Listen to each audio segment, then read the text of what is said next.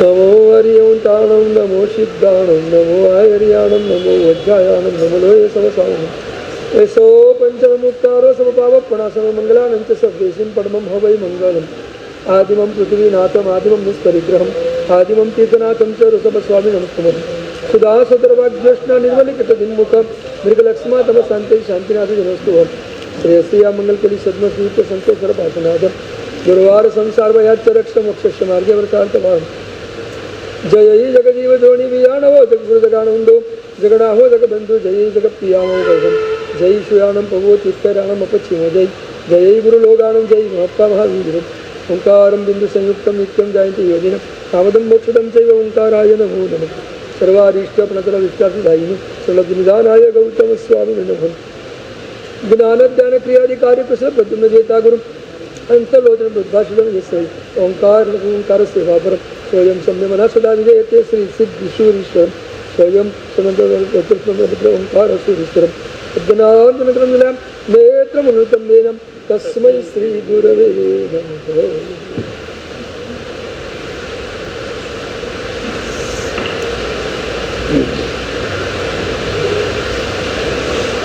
નમઃ. દીઠો સુરત જીલન સમાધિ ઋષિ ભરી હોલાલ ભાષ્યો આત્મ સ્વરૂપ અનાદિનો ઋષિ હોલાલ સકલ વિભાવ ઉપાધિ ગતિ મને ઓસરે હોલાલ સત્તા સાધન માર્ગ ભણી સંચરે હોલાલ. આત્મજ્ઞાની આત્મધ્યાની અધ્યાત્મ યોગી વિદ્વા દેવચંદ્રજી મહારાજ 9મા સૂર્યનાથ પરમાત્માના સ્તવનની અંદર આત્મ સ્વરૂપની યાત્રા ઉપર આપણને લઈ જઈ રહ્યા છે. શરીરને કેન્દ્રમાં રાખીને અનંતકાળથી સંસારનો પ્રવાસ કર્યો છે. આત્માને કેન્દ્રમાં રાખીને અધ્યાત્મની યાત્રા શરૂ કરવી છે. શરીર કેન્દ્રમાં હોય તો માત્ર પ્રવાસ હોય અને આત્મા કેન્દ્રમાં હોય તો યાત્રા હોય. શરીર એ પ્રવાસનું પ્રતીક છે, આત્મા એ યાત્રાનું પ્રતીક છે. કોઈ પણ જગ્યાએ આત્મા જ્યારે કેન્દ્રમાં આવે છે ત્યારે જ આપણી અધ્યાત્મ યાત્રા શરૂ થાય છે. ત્યાં સુધી અધ્યાત્મ યાત્રા કાર્ય પણ શરૂ થઈ શકતી નથી. પરમાત્માના શાસનને પામ્યા પછી આપણે સતત લક્ષ્ય આપણે આત્માનું કરવાનું છે. આત્મા મારે પ્રગટ કરવો છે, આત્મ સ્વરૂપ મારે પ્રગટ કરવું છે. આ એક લક્ષ્ય બંધાઈ જાય તો આપણી અધ્યાત્મ યાત્રા શરૂ થાય. આ લક્ષ્ય બંધાયા વિના યાત્રા શરૂ નહીં થાય. લક્ષ્ય બંધાવવું જ સૌથી અઘરી ચીજ છે. યાત્રા તો બહુ સહેલી છે, પણ અનાદિકાળથી જે પરનું લક્ષ્ય કરીને આપણે બેઠા છીએ એ પરના લક્ષ્યમાંથી પાછા વળીને સ્વના લક્ષ્ય તરફ જો આપણે વળી શકીએ તો અધ્યાત્મની યાત્રા શરૂ થાય. મોઢું ફેરવવું અઘરું છે. જે દિશામાં મોઢું છે ત્યાંથી ફેરવવું થોડું અઘરું છે. બસ ફરી જાય તો બધું કામ શરૂ થઈ જાય. આટલું જ કરવાનું છે. ખાલી ટર્ન મારવાનો છે, મોઢાને ખાલી ફેરવવાનું છે. દેવચંદ્રજી મહારાજે મહાવીર ભગવાનના સ્તવનની અંદર બહુ મજાની વાત લખી છે. આદર્યો આચરણ લોક ઉપચારથી શાસ્ત્ર અભ્યાસ પણ કાંઈ કીધો, શુદ્ધ શ્રદ્ધાન વળી આત્મ અવલંબ વિનું તેવો કાર્ય તેને કોણ સીધો. અનાદિકાળથી આપણી રખડપટ્ટીનું એક સરસ મજાનું નિદાન આ પંક્તિઓમાં દેવચંદ્રજી મહારાજે આપણને આપ્યું છે કે આપણી અનાદિકાળની રખડપટ્ટીને પ્રવાસ ચાલુ કેમ છે, અટકતું કેમ નથી. અનેક ભાવોમાં ઘણું બધું આચરણ કર્યું, ઘણી બધી આરાધના કરી, ઘણી બધી સાધના કરી, છતાં પણ રિઝલ્ટ કેમ નથી મળતું.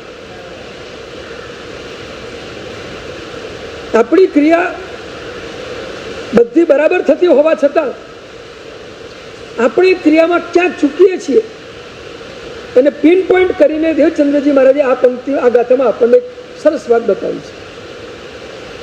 એમ લાગે કે આપણા અનાદિકાળનું રોગનું નિદાન કરતી આ ગાથા છે. આદર્યો આચરણ લોક ઉપચાર. ઘણા બધા ભાવોમાં ઘણી બધી આરાધનાઓ કરી, ઘણા બધા ભાવોમાં પરમાત્માના જીન મંદિરો પણ બનાવ્યા, છરીપાતા સંઘો પણ કાઢ્યા, ઉપદાનો પણ કર્યા, ચારિત્ર પણ લીધું. અનંત ભવોની આપણી અતીતકાળની શ્રૃંખલામાં આપણે ચારિત્ર પણ અનંત વાર લઈ ચૂક્યા છે. એક વારની અનંતી વાર લઈ ચૂક્યા છે. અને અનંતી વાર ચારિત્ર સુધી પહોંચ્યા પછી પણ આપણા જીવનમાં, આપણા આત્મામાં રિઝલ્ટ આપણે પ્રાપ્ત કરી શક્યા નથી. પાછી એ જ રખડપટ્ટી ચાલુ છે. કારણ શું છે? કારણ પકડવું પડશે. અને દેવચંદ્રજી મારા કારણ પકડ્યું છે. આદર્યો આચરણ લોક ઉપચાર. જે કંઈ આચરણ કર્યું અત્યાર સુધીમાં આનંદ ભવોની અંદર, એ બધું નિષ્ફળ કેમ ગયું? પૂરેપૂરી સફળતા ના હતી, ખાલી પુણ્યને બંધ કરાવીને પાછા રખડાવી દીધા. તો એ નિષ્ફળ કેમ ગયું? લોક ઉપચાર. જે કંઈ કર્યું છે લોકને રંજન કરવા માટે, લોકને સારું લાગે એટલા માટે કર્યું. લોકો મારા માટે શું બોલશે? હું આ કરીશ તો લોકો સારું બોલશે, હું આ કરીશ તો લોકોને ગમશે. બસ લોકોના સારા અભિપ્રાયને મેળવવા માટે આજ સુધીમાં બધું ઘણું બધું કર્યું. અને લોકરંજનથી જે થાય ને એ ધર્મનું બહુ લાંબુ મૂલ્ય નથી. કોઈ રિઝલ્ટ ન મળે એનાથી. કોઈ પણ ધર્મ, કોઈ પણ સાધના આત્મલક્ષી હોય, આત્માને કેન્દ્રમાં રાખીને થતી એ સાધના હોય તો 100% રિઝલ્ટ આપે, નહીં તો રિઝલ્ટ ના આપી શકે. એટલે આદર્યો આચરણ લોક ઉપચાર ઘણું કર્યું, પણ બધું લોક ઉપચાર, લોક સંજ્ઞા, ગતાનુગતિકતા, માત્ર કરવા ખાતર કરી લીધું. ઘણી વખત એવું બને કે કેટલાક માણસો પરિસ્થિતિથી સાધના કરતા હોય, કેટલાક માણસો મનસ્થિતિથી સાધના કરતા હોય, અને કેટલાક માણસો આત્મસ્થિતિથી સાધના કરતા હોય. પરિસ્થિતિ જોઈને આજુબાજુમાં સરસ બધા માણસો હોય, ચાલો આપણે કરી લઈએ. પરિસ્થિતિને વશ બનીને સાધના કરે. કેટલાક માણસો મનસ્થિતિથી સાધના કરે, કેવા પ્રકારના ભાવથી સાધના કરે, અને કેટલાક આત્મામાં સ્થિર થઈને સાધના કરતા હોય. 3 પ્રકારના વ્યક્તિઓ હોય, પરિસ્થિતિવાળા, મનસ્થિતિવાળા અને આત્મસ્થિતિવાળા. અનંતકાળમાં આપણે માત્ર પરિસ્થિતિને સામે રાખીને, આજુબાજુનું વાતાવરણ જોઈને આપણે એમાં ડરી પડે અને કામ કરી લીધું, સાધના થોડી કરી લીધી, પણ આત્મલક્ષ્ય કેળવાયું. અને એટલે એ સાધના દ્વારા પુણ્યના બંધનું રિઝલ્ટ કદાચ આપણને મળ્યું હશે, એનાથી કદાચ સારી સામગ્રીઓ પણ મળી હશે, સારો ભાવ પણ મળ્યો હશે, સારા સંયોગો પણ મળ્યા હશે. પણ ભાવ અને સંયોગ મળવા છતાં જો આત્મલક્ષ્ય ન હોય તો ભાવ અને સંયોગ પણ નિષ્ફળ થઈ શકે છે. ભાવ મળી જાય, સંયોગ મળી જાય, કામ થઈ ગયું નહીં માનવાનું. આલંબનનો કોઈ સ્વતંત્ર પ્રભાવ નહીં કે આપણા લક્ષ્યને બદલી નાખે. આલંબનને આલંબનના સ્વરૂપે જો પકડવામાં આવે, આલંબનને આલંબનના સ્વરૂપે જો પકડવામાં આવે તો 100% એનો પ્રભાવ બતાવે. તમે પરમાત્માના આલંબનને સ્વરૂપના આલંબનથી પકડો તો 100% એનો પ્રભાવ શરૂ થઈ, તો 100% તમારા મૌન્ય ક્રમ થવાની શરૂઆત થઈ. તમે એને વિતરાગ નજર સામે રાખીને પરમાત્માની ભક્તિ કરો, અને પરમાત્માના અંતરંગ સ્વરૂપને સામે રાખીને પરમાત્માની ભક્તિ કરો તો 100% રિઝલ્ટ આપે આલંબન આપે. આલંબન નિષ્ફળ નથી જતું, પણ આલંબનને આપણે કઈ રીતે પકડીએ છીએ એ સૌથી મહત્વની ચીજ છે.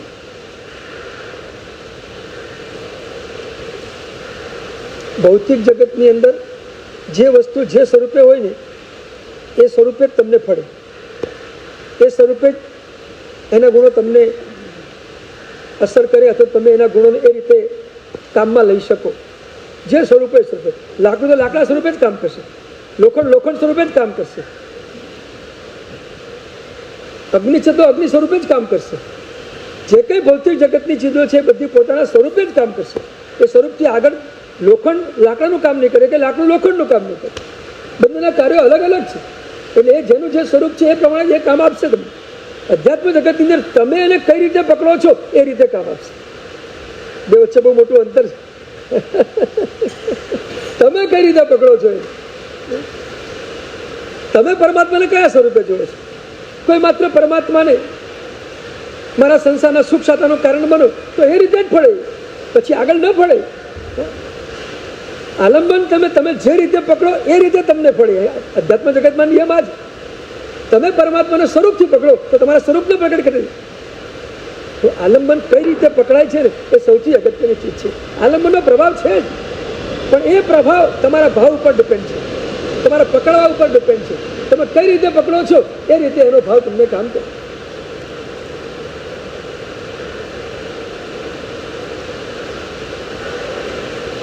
કોઈ પણ પદ ઉપર રહેલી બહુ ઊંચી પોસ્ટ ઉપર રહેલી કોઈ પણ વ્યક્તિ પાસે તમે જાઓ તો એની પાસે તમે જેને માત્ર 100 રૂપિયા માગો તો 100 રૂપિયા આપી દો, પણ 100 રૂપિયા માગો છો એને પોસ્ટ પ્રમાણેનું કામ નથી. તમે એની પાસે પોસ્ટ પ્રમાણે માગો તો તમે એને ઉચિત માગ્યું છે. તેમ તમે ભગવાન પાસે સામગ્રી માગો તો આપી દે પરમાત્મા, પણ એ તમારી માગણી માત્ર નાની જ છે. આલંબને તમે આ સ્વરૂપે જ પકડી છે. એટલે આલંબને તમે કયા સ્વરૂપે પકડો છો ને એ સૌથી મહત્વની ચીજ છે. આલંબન તો અદ્ભુત છે જ. ઉપાદાન આત્મ સહી પુષ્ટાલંબન દેવ, ઉપાદાન આત્મ સહી પુષ્ટાલંબન દેવ, ઉપાદાન કારણ પડે રે પ્રગટ કરે પ્રભુ છે. દેવચંદ્રજી મહારાજની જ આ પંક્તિઓ છે બધી. ઉપાદાન તો આત્મા પોતે જ છે.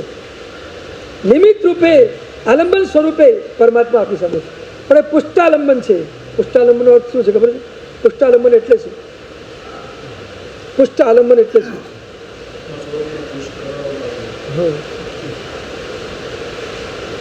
એ આલંબન ક્યારે પણ નિષ્ફળ ન જાય એનું નામ પુષ્ટાલંબન. ક્યારે પણ નિષ્ફળ ન જાય. તમે જે સ્વરૂપે પકડો એ સ્વરૂપે તમને રિઝલ્ટ આપે.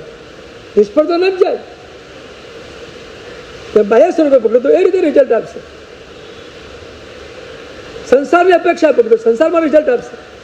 તમે સ્વરૂપથી પકડશો તો સ્વરૂપમાં રિઝલ્ટ આપશે. રિઝલ્ટ તો આપશે જ. પુષ્ટાલંબન છે. નિષ્ફળ તો જવાનું નથી. પણ એ પરમાત્માને જો સ્વરૂપથી આપણે પકડીએ તો આપણા ઉપાદાનને કારણ સ્વરૂપે પ્રગટ કરે, અને કારણ સ્વરૂપે પ્રગટ કરે તો 100% એમાં આત્મ અનુભવનું કાર્ય થયું. આત્માનુભૂતિનું કાર્ય ઉપાદાનમાં જ થવાનું છે. આપણે પોતાનામાં થવાનું છે, બહાર તો ક્યાં થવાનું નથી.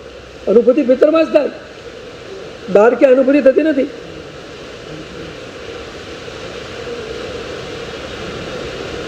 તો આલંબન તો અદ્ભુત છે જ આપણી સામે. એટલે દેવચંદ્રી મહારાજ કહે છે કે આજ સુધીમાં આલંબન અનંતિવાર મળ્યું છે આવું આપણને, પણ આલંબને આપણે પકડ્યું કઈ રીતે? લોક ઉપચારથી. આદર્યું આચરણ લોક ઉપચારથી. બહુ બહુ આરાધના સાધના કરી, પણ બધી સંસારને કેન્દ્રમાં રાખીને જ થઈ છે. સંસારના સુખને કેન્દ્રમાં રાખીને આરાધના સાધના થઈ છે. અને એટલા માટે એ આત્મસુખ નથી આપી શકતી, આત્માનો આનંદ નથી આપી શકતી. એ આનંદ મેળવવો હોય તો શું કરવું જોઈએ એ ત્રીજી પંક્તિમાં બતાવશે. બીજી પંક્તિ બહુ સરસ લખી છે. શાસ્ત્ર અભ્યાસ પણ કાંઈ કીધું. અનંત ભાવમાં ચારિત્ર લીધું, શાસ્ત્ર અભ્યાસ કર્યો, આગમના વેદતા બની ગયા આપણે. નવ પૂર્વ સુધીનું જ્ઞાન બની જાય ને તો પણ અજ્ઞાનતા ઊભી રહે છે. તો પણ અજ્ઞાનતા ઊભી રહે છે. નવ પૂર્વનું જ્ઞાન મળે તો પણ અજ્ઞાનતા ઊભી રહે. અને અષ્ટપ્રવચન માતાનું જ્ઞાન હોય તો પણ તમે સમ્યક જ્ઞાની બની જાઓ. આ પરમાત્માના શાસનની મજા આખી અલગ છે. અષ્ટપ્રવચન માતાનું જ્ઞાન તમે સમ્યક જ્ઞાની બની ગયા, વાંધો નહીં. નવ પૂર્વનું જ્ઞાન હોય તોય અધૂરું છે, તોય અજ્ઞાનતા છે. શાસ્ત્ર અભ્યાસ પણ કાંઈ કીધો. શાસ્ત્રો ઘણો ભણ્યો, પણ શું? જો શાસ્ત્ર અંદર પરિણત ન થાય તો એ શાસ્ત્ર પણ કંઈ કામ ન કરી શકે. ભણવાનું પણ અંદર પરિણમન માટે ભણવાનું છે. ભણીએ પણ જો અંદરનું પરિણમન ન થાય, અંદર ક્યાં એનો સ્પર્શ ન થાય, અંદરની વૃત્તિઓમાં અને અંદરના આશયોમાં જો પરિમાર્જન ન થાય તો એ ભણવાથી, બહુ સરસ મજાનું વાક્ય છે, ભણવાથી વિદ્વાન થવાય, વિતરાગ ન થવાય. વિદ્વાન થવાય, વિતરાગ ન થવાય. આપણું લક્ષ્ય વિદ્વાન થવાનું કે વિતરાગ થવાનું? વિદ્વાન તો બહુ ભણ્યા, અનેક ભાવમાં ઘણા પંડિત બની ગયા આપણે, ઘણા લોકોને ભણાવી દીધા, પણ આપણે ખુદ ભણ્યા નહીં. આપણે પોતે અંદરથી ભણ્યા નહીં. વિદ્વાન થયા, વિતરાગ ન થવાય. શાસ્ત્ર અંદર પરિણમિત થાય તો વિતરાગ થાય. એક નાનકડી પંક્તિ યાદ નથી રહેતી. મારુષ માતુષ મસ્તુષ મુનિ, એવો જ્ઞાનાવર્ણીય કર્મનો ઉદય આવી ગયો કે આટલું પણ યાદ રહેતું નથી. એમના ગુરુએ એમને કીધું કે કંઈ યાદ નથી તો કંઈ ખાલી આટલું યાદ રાખ, મારુસ માતુસ, બસ ખાલી 6 શબ્દો યાદ રાખ. ખાલી 6 શબ્દો છે, વધારે તો છે નહીં. 5 શ્લોકે નથી, માત્ર 6 શબ્દો છે. 5 શ્લોકમાં 8 શબ્દ. 6 શબ્દ માત્ર તું યાદ રાખ, અને તું રટ, અને તું ગોખ, અને યાદ કર, અને કંઠસ્થ કર. પણ મારુસ માતુસ બોલતા બોલતા રૂ અને તું નીકળી જાય, રૂ નીકળી જાય, માસ્તુસ માસ્તુસ થઈ જાય, એટલે નામ પડી ગયું માસ્તુસ. ગોખ્યા કરે માસ્તુસ માસ્તુસ માસ્તુસ. મહાત્માઓ એને યાદ કરાવે કે ભાઈ માસ્તુસ નહીં, મારુસ માતુસ ગુરુદેવ કીધું છે, એ ગોખો મહાત્મા. આ સાચી વાત ભૂલી ગયો, પાછું ભૂલી ગયો, ફરી પાછું મારુસ માતુસ શરૂ થાય, પાછું ભૂલી જાય, પાછું માસ્તુસ થઈ જાય. એક ખાલી 6 અક્ષર એમને યાદ નથી રહેતા. 6 અક્ષર નથી લાગતું કે માસ્તુસ મને કરતા તો મારો તમારો ઘણા સક્ષમ સારો છે. તમને તો કેટલું બધું યાદ રહે છે.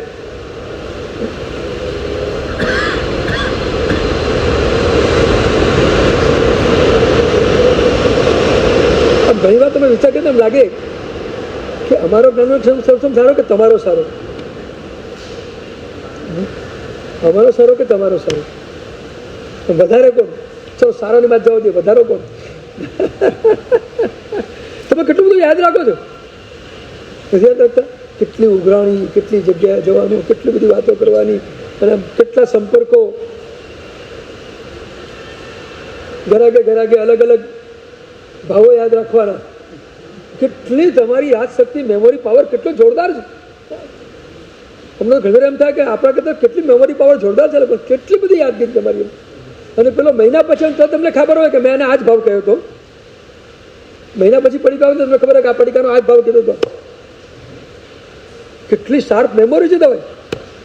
અમે તો ભૂલી જઈએ. હું તો એટલું બધું ભૂલી જાઉં ને કે પેલો મહિને કે 2 મહિને બોલાવે ને, સાહેબ મને ઓળખ્યો, મારે તો વિચાર કરવો પડે કે આનું નામ શું છે, ખબર નથી પડે, કે ભૂલી જ જાઉં, યાદ જ ન રહે. કે આખું ચોમાસું કરીને નીકળું ને 2-4 જણના નામ યાદ હોય, બાકી બાદ કોઈનો નાનામાં યાદ ના આવે.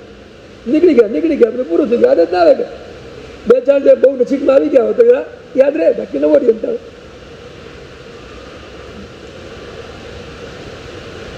શાસ્ત્ર ભણવાથી વિદ્વાન થવાય, વિતરાગ ન થવાય. માસ્તુસ મુનિને આટલા નથી, મારુસ માતુસ 6 શબ્દ યાદ નથી રહેતા. અને ગોખતા જાય, યાદ નથી રહેતું, પણ ગોખવામાં કંટાળો નથી. આ મોહનીય કર્મનો ક્ષય છે. સાધનામાં ખેદ ન હો એ પહેલી દૃષ્ટિ છે. હરિભદ્ર સ્વામીના તાળા બહુ આપ્યા છે આપણને. તમે તમારા જીવનનો, તમારા આત્માના પરિણામનો તાળો મેળવી લો. તમે ક્યાં છો, તમે કઈ દૃષ્ટિમાં છો, જોઈ લો. કેટલી સરસ વાત કરી છે. ખેદ, પહેલી દૃષ્ટિમાં આવેલા આત્માને ખેદ ન હોય, અને ક્યાં કંટાળો ન હોય. યાદ ન રહે તો વારંવાર યાદ કર્યા જ કરે, પણ અહોભાવથી, આનંદથી ને ઉછળતા ભાવથી ગોખ્યા જ કરે. પણ નથી યાદ રહેતું, પણ તો ગોખ્યા કરે. કેમ? ખેદ નથી, કંટાળો નથી. આપણે એક પંક્તિ લઈને બેઠા હોય, 10 મિનિટ 15 મિનિટ થાય, ના આવડે, ચાલો કંટાળો ચડે છે, મૂકી દો, નથી આવડતું. આ થાય છે આપણને, બધાને થાય છે. બહુ પ્રેક્ટિકલ છે આ બધું. એ બધું શ્રીમાને જે યોગ દૃષ્ટિમાં પદાર્થો બતાવ્યા છે, ખરેખર જીવનમાં બહુ પ્રેક્ટિકલ પદાર્થો બતાવ્યા છે. યોગ દૃષ્ટિ તો ખરેખર આખી જોવા જેવી છે. આખી મિથ્યાત્વની ભૂમિકાથી ઉપડીને છેક નિર્વાણની ભૂમિકા સુધી કઈ રીતે જવાય, અને એમાં સ્ટેપ બાય સ્ટેપ કઈ રીતે અંદરથી ખુલતું જાય, અને ખુલે છે એનો અનુભવ આપણે પોતે કઈ રીતે કરી શકીએ, આપણામાં કઈ રીતે ગુણો ખીલે છે, એ બધી વાતો એમને સ્ટેપ બાય સ્ટેપ લખેલી છે. બહુ અદભુત પદાર્થો યોગ દૃષ્ટિમાં હરિભદ્ર શ્રી મહારાજે આપ્યા છે. આપણે આ વખતે 2 ચોમાસામાં આવશું, આપણે યોગ દૃષ્ટિ લઈશું. આ ચોમાસામાં આ પૂરું કરીએ, બીજી પરીક્ષામાં યોગ દૃષ્ટિ ખોલશું.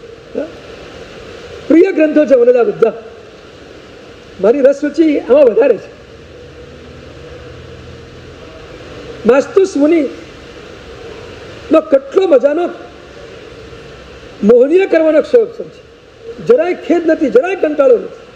એટલો જ ઉલ્લાસ છે. નથી આવડતું તોય દિવસોના દિવસો સુધી, મહિનાઓના મહિના સુધી મારુસ માતુસ ને ગોખ્યા કરે. મહિનાઓના મહિનાઓ સુધી જરાય કંટાળા વિના. રિઝલ્ટ નથી મળતું, ખબર છે. માસ્તુસ થઈ જ જાય છે પાછું. મહિનાઓ સુધી રિઝલ્ટ ન મળવા છતાં એમાં વળગ્યા રહે, લાગ્યા રહે અને ઉલ્લાસપૂર્વક. બસ આ મૌની કર્મનો સ્વરૂપ છે. આ યોગ દ્રષ્ટિ છે. અને એમ કરતા કરતા કરતા કરતા માસ્તુસ મને કેવળ જ્ઞાન થયું.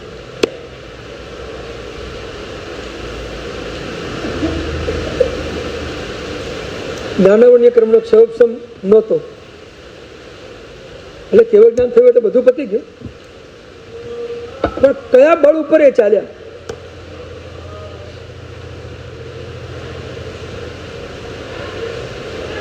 મોહનીય કર્મનો ક્ષયોપશમ બહુ જબરદસ્ત હતો. એટલે ભૂલ થાય ને કોઈ મુનિરાજ યાદ કરાવે તો બહુ પ્રેમથી એમનો ઉપકાર અને આભાર માની અને પાછી ગોખવાની શરૂઆત કરી. ના મને ખબર છે, વારંવાર મને શું કહેતા કરો છો, વારંવાર શું ટોક્યા કરો છો, આવો કોઈ ભાવ નહીં. મુનિરાજ વારંવાર કે આમ નહીં આમ કરો, આમ નહીં આમ ડોકો, આમ ડોકો, કઈ કોઈ અંદર ક્યાંય ખેદ નથી. આ સૌથી મહત્વની અંદરની પરિણતિની નિશાની છે. અંદરની પરિણતિ આ જ છે. તમે સહજ ભાવે આપણી ભૂલનો સ્વીકાર કરી શકો એ આપણી અંદરની પરિણતિ છે. ભૂલને સમજવા માટે જ્ઞાનાવળી ક્રમનો ક્ષયોપશમ જોઈએ, પણ ભૂલને સ્વીકારવા માટે મૌનીય ક્રમનો ક્ષયોપશમ છે. એના વગર ભૂલનો સ્વીકાર ન થઈ શકે. સમજી શકાય પણ સ્વીકાર કરવો સૌથી અઘરું છે. મારી આ ભૂલ છે, તમે કદાચ સમજી પણ શકો, પણ બીજાની પાસે સ્વીકાર કરવો અઘરો છે. મૌનીય ક્રમનો ક્ષયોપશમ નથી આપણી પાસે, નથી શકતો. તો એક પરિણામ મસ્તિષ્કના હૃદયમાં આત્માના પ્રદેશ ઉપર મૌર્ય ક્રમના ક્ષયોપશમથી અદભુત પરિણામ થઈ રહ્યું હતું. જ્ઞાન ચડતું નહોતું પણ ગુણો પ્રગટ થઈ રહ્યા હતા. જ્ઞાની હોય એટલા બધા ગુણીઓ નહીં માનવાનું, અને ગુણીઓ એટલા બધા જ્ઞાની હોય એવું પણ નહીં માનવાનું.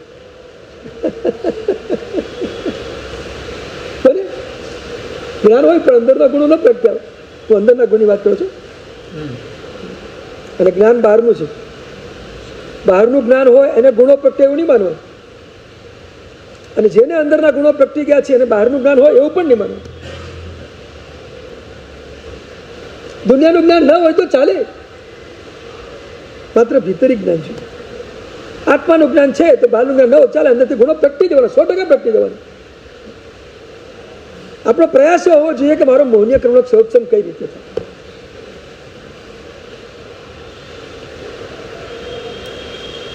નથી થતું, હજી આપણને રિઝલ્ટ મળતું નથી. એનું નિદાન ત્રીજી પંક્તિમાં દેવચંદ્રજી મહારાજ આપ્યું છે.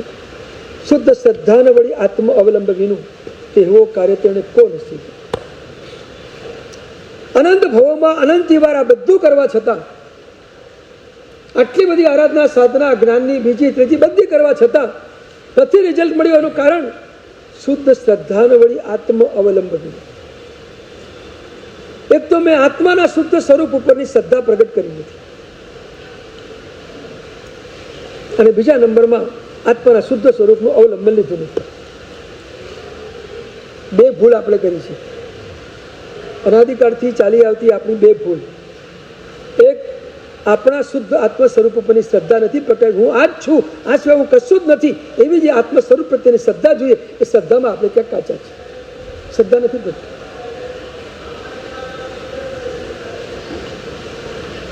આમ ખરેખર અત્યારના આપણું આત્મનિરીક્ષણ કરીએ તો આપણને અત્યારે દેખાય છે કે ખરેખર આ શ્રદ્ધા આપણી પાસે છે. હું આ જ છું, આવશે બીજું કશું હું નથી, બીજું કશું જ હું નથી એવું આપણને અત્યારે સમજાય છે, એ પકડાય છે. શુદ્ધ શ્રદ્ધા વાસ્તવિકતા આપણે કાચા જ છીએ, 100% કાચા છે. હજુ પરમાં આપણને આ બધું મારું છે મારું થયા જ કરે છે. હજી એ હું આ જ છું, આ સિવાય બીજું કશું જ હું નથી, એ શુદ્ધ શ્રદ્ધા પ્રગટી જ નથી. એ સ્વરૂપ ઉપરની શુદ્ધ શ્રદ્ધા પ્રગટે અને પછી આત્મ સ્વરૂપનું અવલંબન લઈને જો સાધના થાય તો મોક્ષ હાથ વેતમાં છે. ક્યાંય દૂર નથી મોક્ષ, ક્યાંય દૂર નથી. માસ્તુસ મુનિ પાસે આ શુદ્ધ શ્રદ્ધા પડેલી હતી કે હું આ જ છું. એક વાત કહું છું, મારુસ અને માતુસ એ શબ્દો એમને યાદ નતા રહેતા એટલે માસ્તુસ થઈ જતું હતું. પણ બધા મુનિઓ વારંવાર યાદ કરાવવા છતાં એમના પ્રત્યેને કોઈ કંટાળો નહોતો, એમના પ્રત્યે કઈ ગુસ્સો નહોતો. એટલે શું થયું, મારુસ માતુસ પંક્તિ એમને ભલે યાદ નથી, પણ મારુસ માતુસ એ પદાર્થ આત્મસાત થયેલો હતો, એ પરિણમન આત્મસાત હતું. ક્યાંય ગુસ્સો કરવો નહીં, ક્યાંય રાગ કરવો નહીં, આ પરિણમન આત્મસાત થયેલું હતું. પંક્તિ યાદ નથી રહેતી, પણ પંક્તિનો જે ભાવાર્થ હતો એ ભાવાર્થ એમને એવો આત્મસાત હતો કે મારું સ્વરૂપ તો આ જ છે, હું ક્યાંય રાગ ન કરું, હું ક્યાંય દ્વેષ ન કરું, હું રાગી નથી, હું દ્વેષી નથી, મારું આ સ્વરૂપ છે. અને સ્વરૂપ પકડાયેલું હતું કેવળ જ્ઞાનથી. દેવચંદ્ર મને જે પંક્તિ લખી છે ને, બહુ માર્મિક અને અદભુત પંક્તિ લખી છે. શુદ્ધ શ્રદ્ધાન વળી આત્મ અવલંબ વિનું તેવો કાર્ય તેને કોણ સીધો. માસ્તુસ મુનિનું કામ થઈ ગયું, કારણ કે આત્મ સ્વરૂપનું શ્રદ્ધા પ્રગટી ગઈ હતી અને આત્માનું અવલંબન હતું. હું જે કંઈ યાદ કરી રહ્યો છું મારા આત્મા માટે કરી રહ્યો છું, જે કંઈ સાધના કરું છું મારા આત્મા માટે કરી રહ્યો છું. ચારિત્ર જીવન મને ગુરુ દ્વારા પ્રાપ્ત થયું છે, ગુરુનો મારા પર કેટલો બધો ઉપકાર છે, એટલે ગુરુને પણ પોતાના ઉપકારી તરીકે એવા સમર્પણ ભાવથી ગુરુ પાસે રહેતા.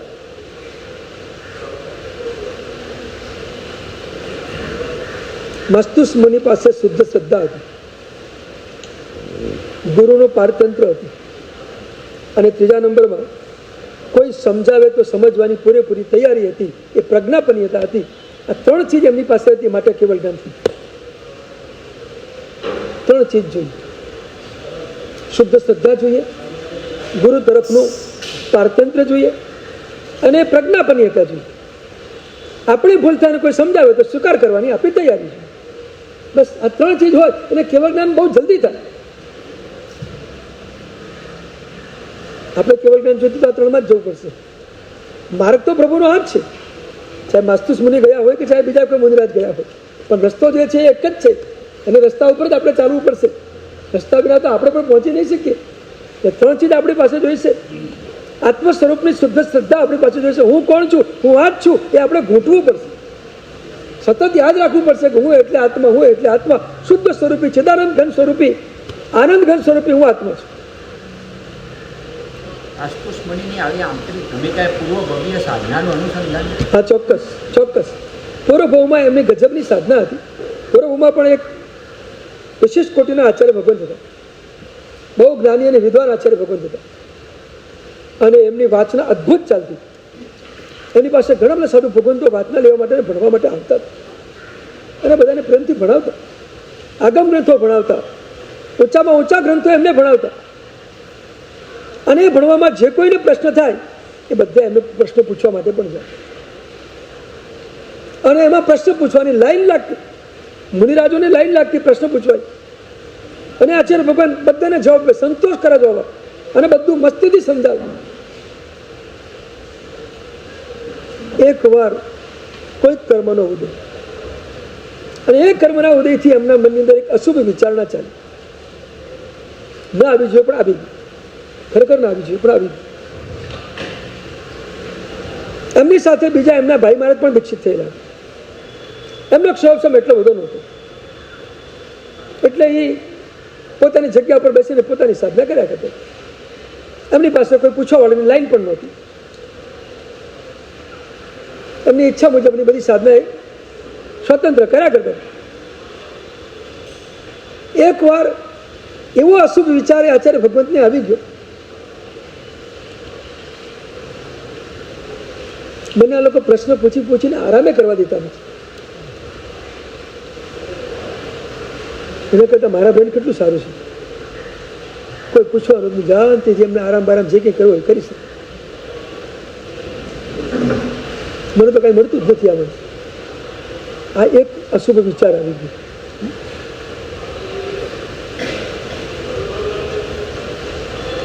આગમનો સ્વાધ્યાય થઈ રહ્યો છે, એના આનંદની જગ્યાએ આરંભના આનંદની વાત અંદર સ્મૃતિમાં આવી ગઈ.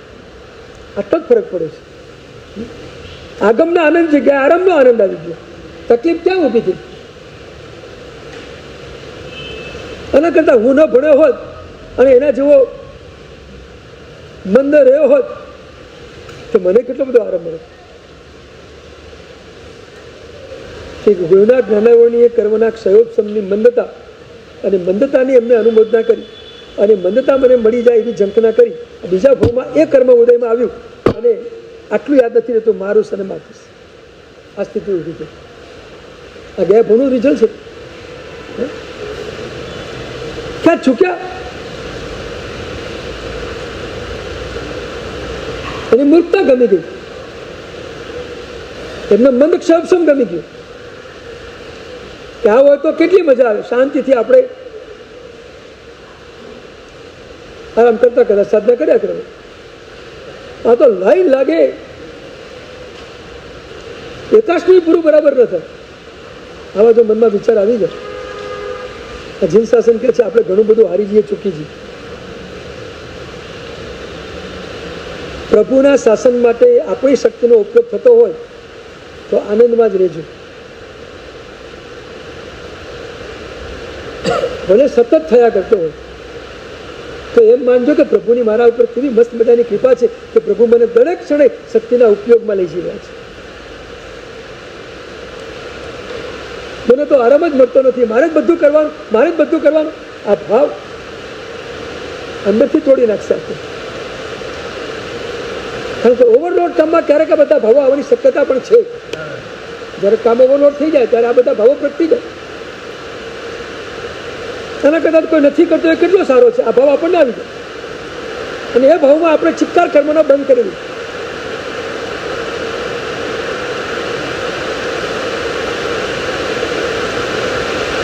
એટલે કેટલી બધી સાવધાની આ પરમાત્માના સત્સંગમાં આપણા ભાવના ક્ષેત્ર ઉપર આપણે રાખવી પડશે.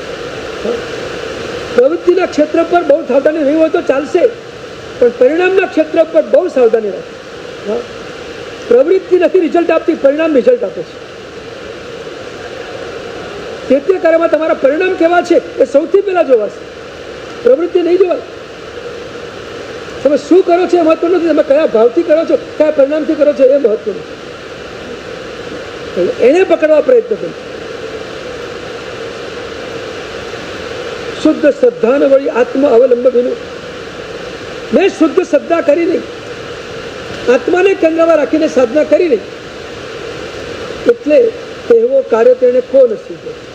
એટલા માટે મારે જે કામ કરવું હતું એ કામ શુદ્ધ નથી.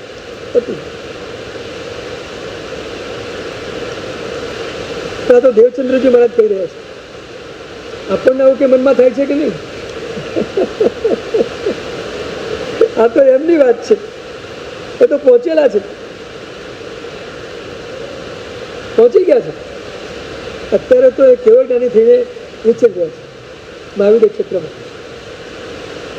એથી સીધા મહાવીરમાં જ ગયા.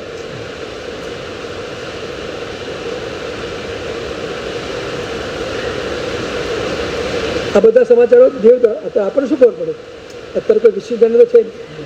આ તો 150 પોણા 200 કે 200 વર્ષમાં થયેલા મહાપુરુષ દેવ છે. માણસ થયા પોણા 200 વર્ષ થયા છે, બહુ પ્રાચીન નથી એકદમ.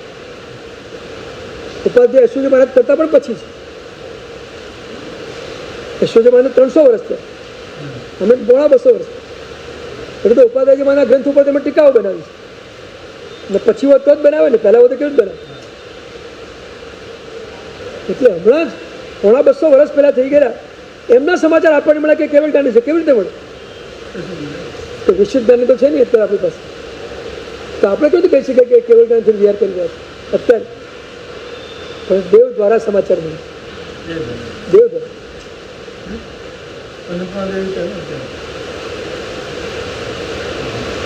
મણિચંદ્ર કે મણિ ઉદ્યોગ બે પાઠાંતરો આવે છે. એ મહાત્માની સાધના બહુ ગજબ. દેવલોકમાં એમની સાધનાની પ્રશંસા થઈ કે આ કાળમાં પણ આવા સાધક છે. એમને ભયંકર દર્દ થયેલું, કોઈ રક્તપિત્તનો રોગ કે કોઈ પીઠમાં પાઠું થયેલું, બધા કીડા પડેલા અને કીડા નીકળતા જાય શરીરમાંથી. તરું નીકળે, કીડા નીકળે, આખું શરીર એ રીતે રોગગ્રસ્ત બની ગયું. છતાં મહાત્માની ક્ષમતા, પ્રસન્નતા બહુ અદ્ભુત. દેવલોકમાં એ ક્ષમતાની પ્રશંસા કે આટલી વેદના વચ્ચે પણ મહાત્માનો આત્માનો ઉપયોગ કેટલો સ્થિર છે, કેટલા ક્ષમતામાં લીન છે. સમ્યક દૃષ્ટિ દેવતાઓ જે સારા આર્દકો છે ને એને ત્યાં બેઠા બેઠા દર્શન કરતા. નો ઉપયોગ જ્યારે પૃથ્વીપટ ઉપર જાય ને ત્યારે આ રીતે બધું જોઈને ત્યાં બેઠા બેઠા અનુમોદના કરે, દર્શન કરે, પ્રશંસા કરે. એક દેવને નીચે આવીને જોવાનું મન થયું. આવ્યા, જોયા, વંદન કરવા. હવે મહાત્માને વંદન કરે, જઈ આવ્યા વંદન કરવાનું. વિનંતી પર કરી કે તમારી આ પ્રસન્નતા ઉપર અમે બધા પ્રસન્ન છીએ. આજ તમારા દર્શન કરવા આવ્યો છું, લાભ આપો, કોઈ પણ કામ ભણાવો. મારે આપની કામ કરીને સેવા કરવી છે, કોઈ પણ કામ હોય તો ભણાવો. ત્યારે એ મારા સાહેબે કહ્યું, થાય તો એક કામ કરો, સિમંદર ભગવાનને જઈને પૂછી આવો મારા ભવો કેટલા.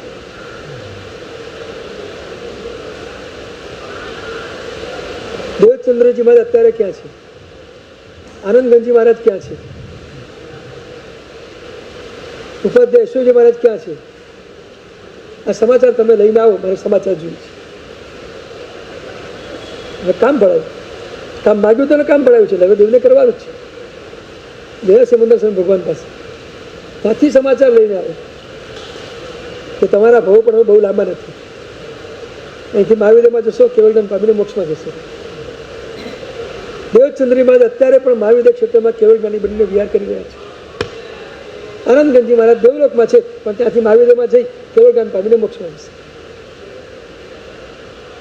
બધાના સમાચાર લે. ઉપાધ્યાયજી માધુ પણ એમ જ છે. જે મહાપુરુષોના સૂત્રોના સ્વાધ્યાયો આપણે કરીએ છીએ, તેમના સ્તવનોને આપણે રચીએ છીએ, એ બધા મહાપુરુષો ક્યાં સુધી પહોંચેલા છે. એટલે આ ભાવમાં સાધના કરતી વખતે એમની અંતરંગ પરિણતિને કેટલી બધી ઉચકી છે, કેટલું બધું પરિમાર્જન કર્યું છે, કેટલી શુદ્ધિ પ્રાપ્ત કરી છે. અને શુદ્ધિ પ્રાપ્ત કર્યા પછી આ રિઝલ્ટ એમને પ્રાપ્ત કર્યું છે. શુદ્ધ શ્રદ્ધાને વળી આત્મ અવલંબન, આ શુદ્ધ શ્રદ્ધાને પ્રગટ કરવા માટે મસ્ત 3 આલંબન, એક પરમાત્માનું આલંબન, બીજા 2 આલંબનની વાત કરવાની આપણી બાકી છે. આજ તો ટાઈમ થઈ ગયો પછી.